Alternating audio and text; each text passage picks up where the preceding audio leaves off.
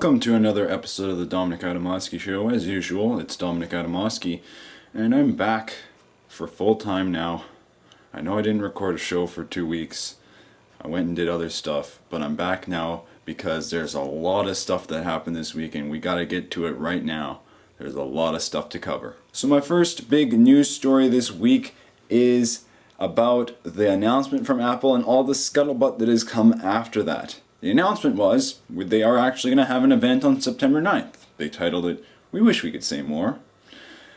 The scuttlebutt is about what's going to be released. Obviously, the two new iPhones are going to be released. The 4.7, the 5.5-inch iPhone 6 will be released.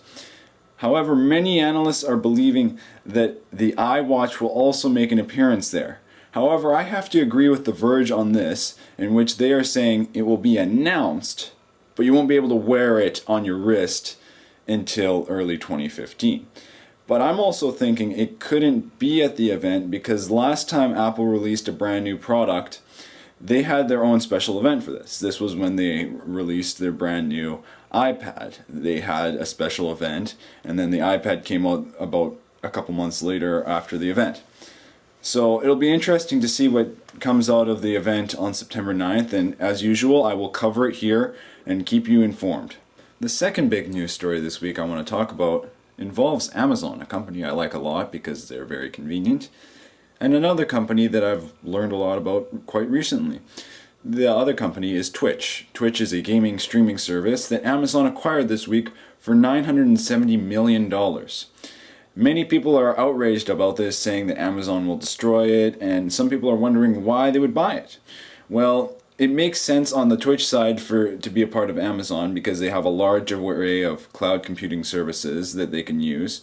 And in terms of the people that are concerned about Amazon ruining it, keep in mind that a little while ago they bought Comixology, and nothing has happened that is completely destructive to the company.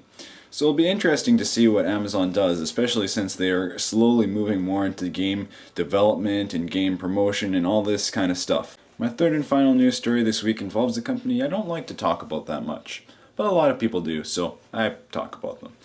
This company is Samsung, and this week they announced a brand new wearable. In the Galaxy Gear lineup, there is a Galaxy Gear S now.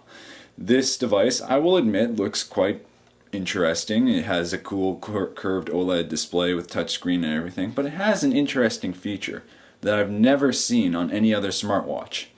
It has a SIM card slot for 3G data connectivity, so that you can connect to your smartphone and get the updates from it even though you're away from it and not connected to Bluetooth.